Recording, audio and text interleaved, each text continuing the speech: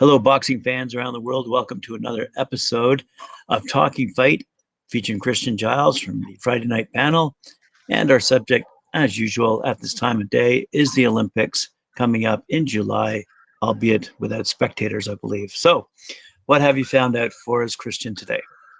Well, that is the big announcement coming out of Tokyo at the moment. Today's story comes to us directly from the Times of Japan, and it's not that there's not going to be necessarily spectators. It's that the government has decided to exclude overseas spectators from attending this summer's Tokyo Olympic and Paralympic Games. Now, this is as part of an effort to prevent the spread of the novel coronavirus. Now, officials with knowledge of the matter were saying this on Tuesday. It's just yesterday. The government and the Japanese organizing committee of the Summer Games are expected to hold a remote meeting with the International Olympic Committee, as well as the two other bodies, possibly next week, to make formal decision on the issue of overseas visitors at all, let alone spectators. So the government has concluded that welcoming fans from abroad is not going to be possible, given concerns among the Japanese public over the coronavirus and the fact that more contagious variants of the coronavirus have been detected in many countries.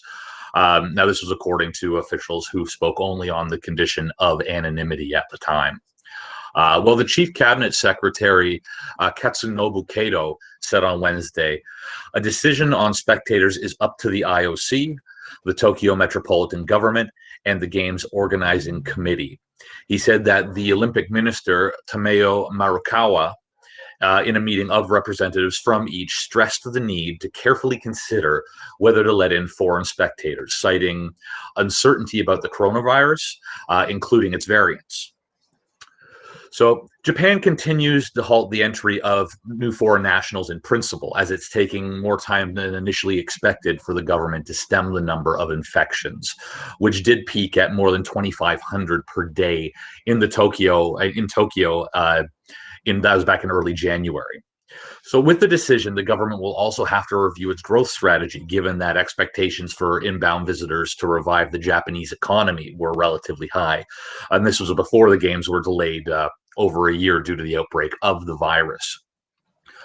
On the 3rd of March, representatives of the 5 organizing bodies, which also include the International Paralympic Committee and the Tokyo Metropolitan Government, agreed to make a decision on overseas spectators by the end of the month. They will then make a call in April on the number of spectators to be allowed into venues at all, based on Japanese restrictions on attendance at large events and whatever those happen to be doing closer to the time of the event. Well, the one-year postponement of the games has now caused the cost of these games to balloon to at least 1.64 trillion yen, or that's about 14, or that comes up to a gram about 14,731,201,600 US dollars, as always, according to our super accurate Talkin Fight maths. The organizing committee had been expecting to recoup about 90 billion yen, or $828,600,090 approximately, in ticket sales. The committee now, unfortunately, needs to proceed with the refunding of foreign ticket holders, and is expected to separately consider what to do with foreign spectators to be invited by corporate sponsors to the game, because that's being handled a little bit differently. The IOC has requested that Japan accept foreign spectators from sponsor companies, sources familiar with the situation said. So a government source has signaled that Tokyo is prepared to accept this request. So we're going to have to wait and hear a little bit more about that later on. The organizing committee has not publicly disclosed the total number of tickets that is yet to be sold, but some officials have said it's likely to be over 9 million before the games. How many tickets had been sold to this point, I should say. And it's likely thought that it should be around 9 million were sold before the games were rescheduled a year ago. Now, well, about 1 million of those tickets were for overseas spectators expected to enter Japan. Some 4.5 million tickets have already been sold in the country, of which about 810,000 requests for refunds have already been made so far. So in December, a government-led panel task force let me try this in English.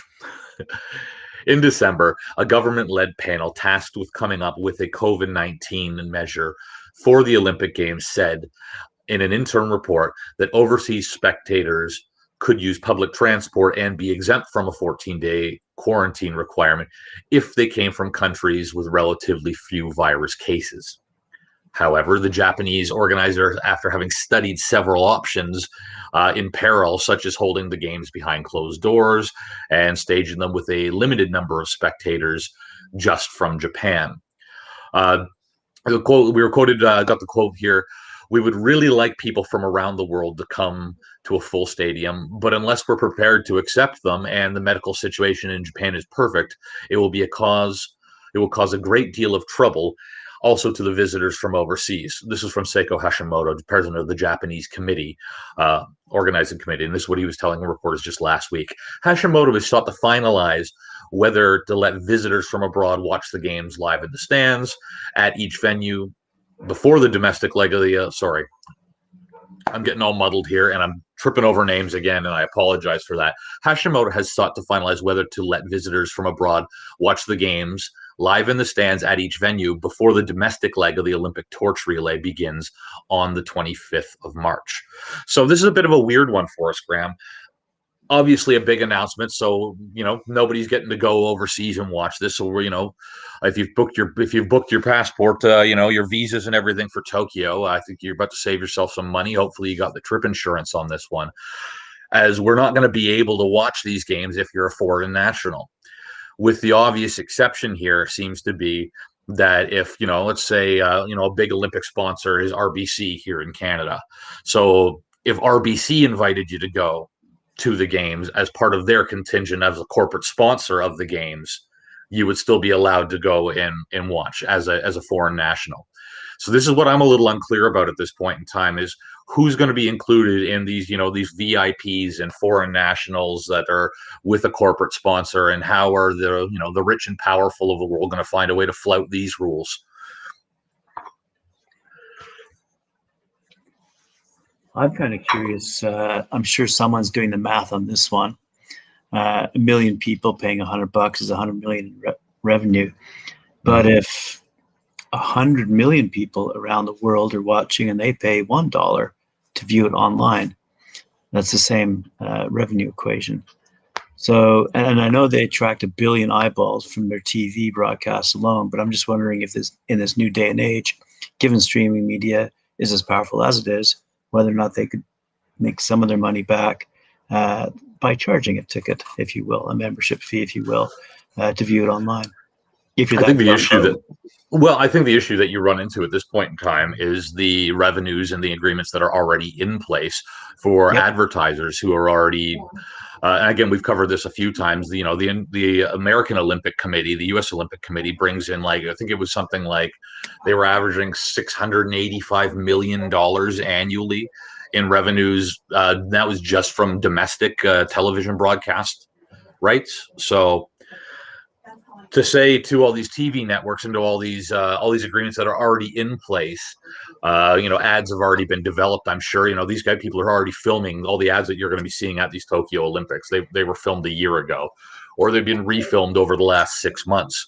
So people are already investing in not just the games themselves, but in the infinite number of offshoot revenue streams that these games produce, be it from team merchandise from national Olympic committees they're selling in their home countries, from commercial revenues from advertising.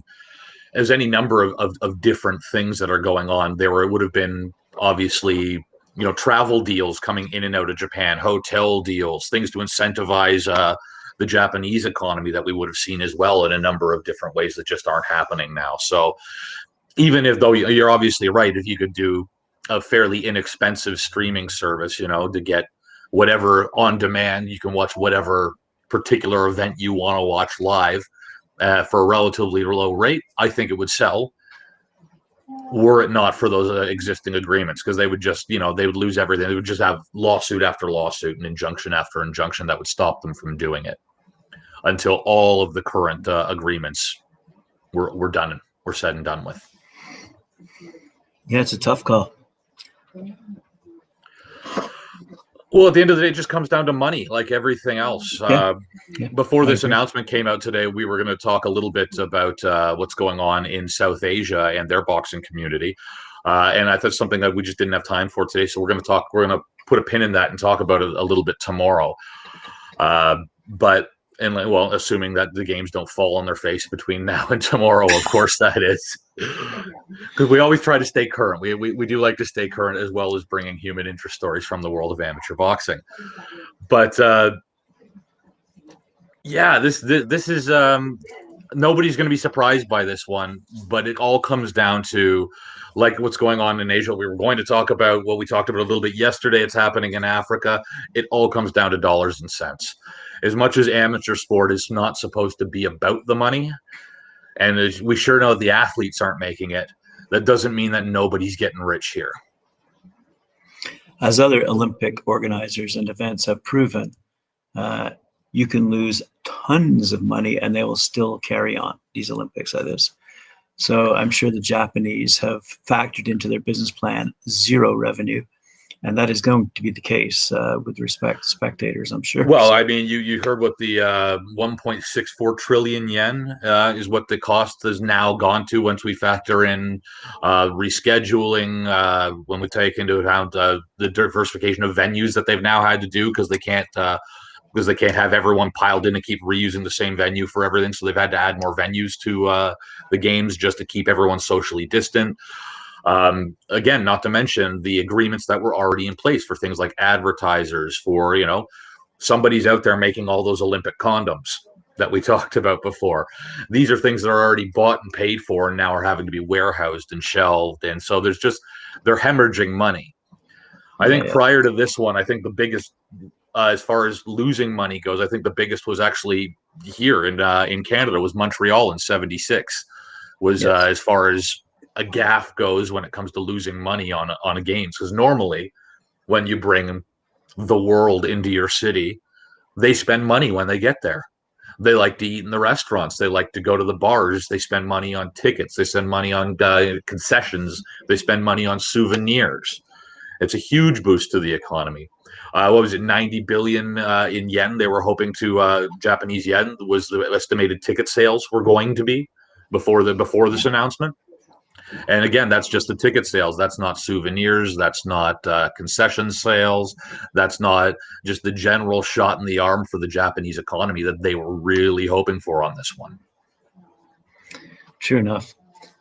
I think it was the LA Olympics in '84. I think they were the first Olympics to actually make money and plan for it, brag about it, and through corporate sponsorships. So I can imagine how big these corporate sponsorship deals are these days from around the world, and the contingents that they have to bring along as part of the package.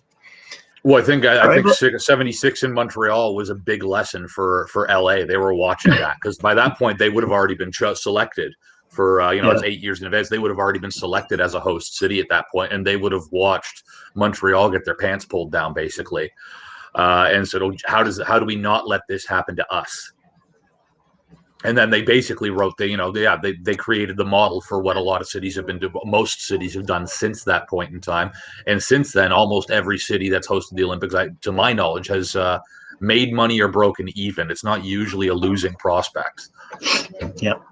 Yep. And a funny sidebar for viewership out there, the Olympic Stadium in Montreal was never, ever finished. And it cost some astronomical $1 billion stadium. And they still didn't finish it on time and never did finish it. Well, they'd already lost all the money. What was the point at that point, right? what would the reasoning have been at that point in time? And I think they converted it into a football stadium and attracted something like it was to hold 80,000 people, but they could only attract like 20,000 people to a football game. But for an Alouettes game? Yeah, it's a very sad story. Very sad. Well, story. I mean, the CFL generally, at least not in Eastern, in the eastern half of the country. Once you go out west, they do love their CFL teams out there. But I think even in Saskatchewan or BC, you would have a hard time filling that many seats. Yeah. I know we sure don't in Toronto, and I know they're not in Montreal these days. Yeah, I think if you talk to anyone in Montreal, they'll tell you that they probably make more money these days selling tourists a pass to have a tour of the Olympic Stadium and all the various displays they have, as opposed to actually renting the facility out. I mean, I think the only thing they make money on at Olympic Stadium are big, huge rock concerts. Oh, and all those big concerts that are going on right now too, eh? Yeah, exactly. So could possibly go wrong. All right, Christian. So thanks very much for the update on the Olympics. And tomorrow you'll have an update on our Asian friends and South Asia in particular and how they're doing. Okay. Will do. Thank you very much. Appreciate it. Like, share, subscribe. We'll talk to you tomorrow.